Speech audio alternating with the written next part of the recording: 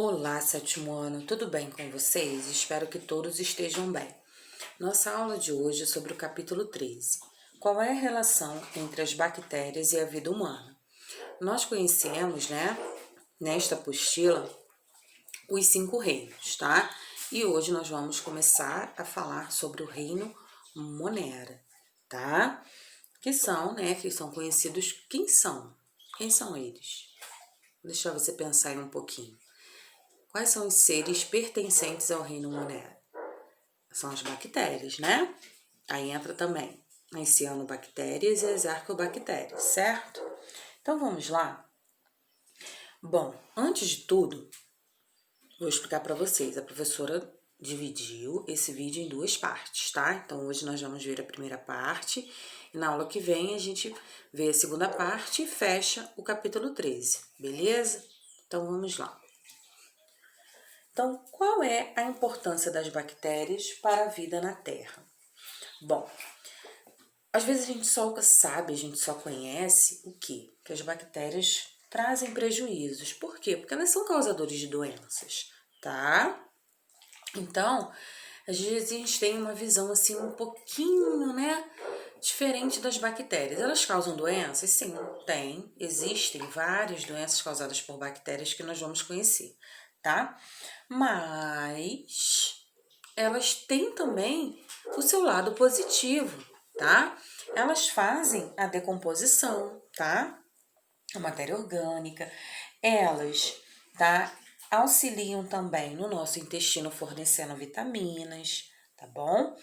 Tem algumas bactérias também presentes, não só no nosso intestino, tá? Mas também na nossa pele, que impede bactérias ruins, tá? Maléficas, de entrar em nosso corpo, tá? Então, elas não são só causadores de doenças, elas também trazem benefícios, tá? Para nós, seres humanos, e também para a vida na Terra. Imagina se elas não fizessem essa decomposição, tá? Não só elas, tá? Os fungos também têm essa função de fazer a decomposição. Mas imagine quanta coisa aí estaria amontoada na natureza, tá? Por não existirem as bactérias e os fungos, tá? Então, elas são importantes sim e são essenciais para a nossa sobrevivência, tá? Então, durante o parto, o corpo adquire bactérias que são essenciais para a manutenção da saúde, tá? Então, conforme a gente vai crescendo, podemos ter até 10 vezes mais micróbios do que células no corpo. Esses micro-organismos nos auxiliam em diferentes atividades do dia a dia, tá? Então, elas são importantes sim, tá? Então, vamos lá. Características gerais do reino Monera.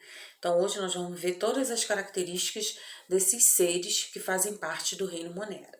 Então, são organismos formados por uma única célula, tá? É uma célula simples, sem envoltório, separando o material genético do resto do citoplasma e sem organelas membranosas, tá? Que são procariontes. Fazem parte do reino Monera os menores organismos do planeta. Então, quem faz parte do reino, eu já disse no início desse vídeo, hein? São as bactérias, as cianobactérias e as arqueobactérias, tá? Então, vamos lá. Características gerais do reino Monera.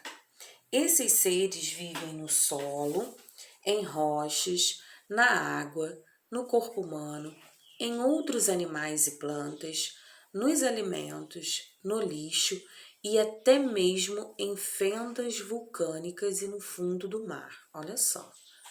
Então, tá espalhado o quê? Praticamente no planeta inteiro, perceberam, né? Até em fendas vulcânicas, tá? Nós vamos ver que eles vivem aí, tá? Bom,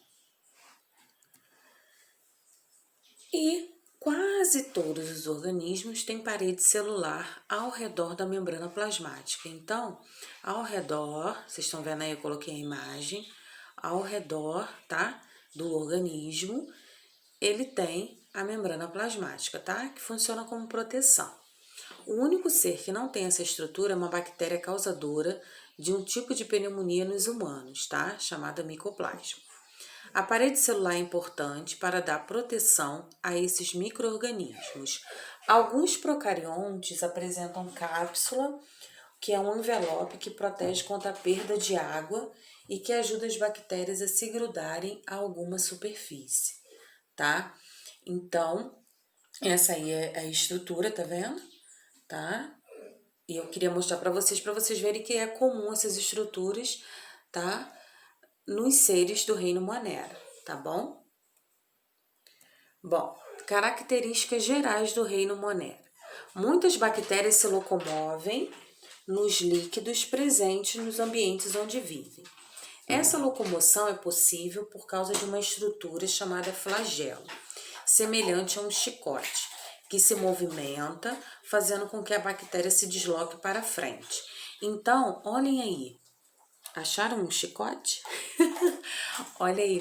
Se vocês verem aí, essa parte aí, né, a professora colocou aí, para vocês entenderem melhor, tá? Esse é o flagelo, tá, gente? Não vai dizer que isso aí é chicote, não, porque pra gente visualizar, né, e conhecer e gravar até mesmo na nossa mente, fica mais fácil, tá? Então, essa estrutura aí é chamada de flagelo, tá? Que parece aí, é semelhante a um chicote. E qual é a função dele? Para fazer a célula se movimentar, tá? Para que ela se desloque para frente, tá bom? Então, essa estruturazinha aí é responsável pela movimentação da bactéria, tá? Bom, outras estruturas que podem estar presentes nas bactérias são as fímbrias, tá? Também conhecidas como pili. São filamentos curtos que se localizam ao redor de toda a bactéria e que ajudam a se grudar a superfícies e outros seres vivos. Então, vocês estão vendo aí, tem até aí mostrando, tá, a setinha para vocês conhecerem o que é a pili, tá? Então, a pili, ela tá aí para quê? Olha aí, para ajudar a grudar, tá, a bactéria, a superfícies e a outros seres vivos. Então, elas vão o quê? Vão segurar a bactéria para ela ficar ali grudadinha e não se soltar, tá? Então, são essas aí, parece, né, uns cabelinhos, estão vendo? Ao redor todinho aí da bactéria. Aí são chamadas de fímbrias ou também são conhecidas como pili, tá? Então, tá aí para vocês verem, tá bom? Parece uns cabelinhos, né? Então, elas estão aí ao redor de toda a bactéria para ajudar a grudar em alguma superfície ou em algum, né, ser vivo. Bom, a nutrição, tá? Como elas vão se alimentar? Esses seres podem ser autotróficos, tá? Eles vão fazer o quê? Eles vão fazer fotossíntese, tá? Então, esse serzinho aí, tá? Pode ser, então, tanto autotróficos ou heterotróficos, tá? Então, no reino Monera, eles vão tanto, né, fazer a fotossíntese, que são aqueles que são autotróficos, tá? Que são as cianobactérias que vão fazer isso aí, ou pode ser heterotróficos, tá? Que vão, querendo ou não, se alimentar de quê? De matéria orgânica, tá? Porque aí elas vão fazer a decomposição, tá bom? E aí, tudo que for restos, né? Que elas forem estarem ali decompondo, elas vão se alimentando, tá? Então, vamos lá. Porque os heterotróficos, eles também podem viver, tá? Como parasitas, tá bom? De algum ser vivo, tá? Então, eles vão se alimentar através aí desse ser vivo ou também através, tá, da decomposição. Então, tudo aquilo que for resto, né, de alimentos, enfim, né? Eles vão fazendo que elas são bactérias, como eu falei para vocês, elas têm bactérias decompositoras. Então, elas fazem como se fosse uma reciclagem, tá? Daquilo que não serve mais e aí elas vão se alimentando, tá? Bom, em relação à respiração celular, os procariontes podem ser classificados conforme sua dependência ou não do oxigênio. Então, aquelas que vão depender do oxigênio para, né, conseguir energia, né, sobreviver, são chamados de aeróbios. Já aqueles que não necessitam do oxigênio para sobreviver são chamados de anaeróbios, tá? Então, aeróbios são aqueles que precisam do oxigênio. E aqueles que não precisam para sobreviver são chamados de anaeróbios, tá? Olha quantas características, tá vendo? Bom, então, quanto relacionado à reprodução? Bom, quando elas estão no meio adequado, com disponibilidade de alimento e condições ideais de temperatura e acidez, os moneras, tá, se reproduzem de forma assexuada por divisão binária ou bipartição. Um único monera transforma-se em dois seres idênticos. Olha só que interessante, coloquei até na imagem para vocês verem, tá? Então, um serzinho, tá? Ele vai se dividir e vai formar dois seres idênticos. Olha só que interessante, tá? Então, toda aí, ó, vocês estão vendo?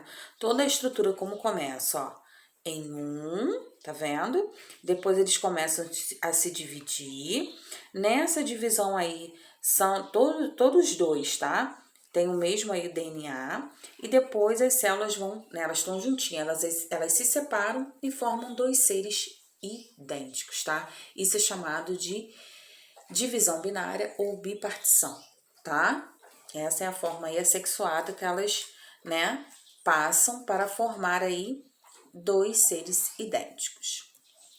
Bom, e esse cianobactérias? Olha a imagem, tá? São as bactérias que realizam fotossíntese. Olha só que interessante, gente. Olha só que interessante. Elas realizam fotossíntese, tá? Então, elas, tá, precisam fazer a fotossíntese para quê? Para extrair, tá bom? Nutrientes para sobreviver, para elas terem energia, se reproduzir, tá? Elas são aquáticas, tá bom? Mas aí elas podem ser tanto, né, marinhas ou de água doce. E geralmente apresentam coloração esverdeada pela presença de clorofila, tá? A substância que absorve luz na fotossíntese. Então, elas são verdes por causa da clorofila, tá bom? Bom, as arqueobactérias ou procariontes são, tá? Elas são consideradas os procariontes mais antigos. Essas aí, então, são mais interessantes possíveis, tá? Elas conseguem viver em locais com alto teor de sais minerais e temperaturas elevadíssimas, tá? Então, eu coloquei até a imagem aí, são os geysers, tá? E piscinas, que são piscinas quentes naturais, tá, gente? Alta concentração de gás metano e enxofre, tá? Elas vivem também em pântanos, esgoto, lixões, fendas vulcânicas, interior de rochas, tá? E intestinos de alguns animais herbívoros, tá? Então, vocês estão vendo aí, eu coloquei essa imagem, elas vivem aí, tá? Olha só, aí, gente, é quentíssimo, tá? Tem pessoas, né, que gostam de piscinas quentes naturais, tá? Por causa dessa estruturazinha aí que são chamados de gênides, tá? E as bactérias vivem aí. Olha só que interessante, tá? Bom, foi isso. Na nossa próxima aula, nós veremos o restante, tá? Porque a professora dividiu, tá bom? Por ter muitas informações, então no próximo vídeo nós vamos ver a importância das bactérias, tá? E nós finalizamos o capítulo 13, tá bom? Então, até o próximo vídeo, tá? E até mais!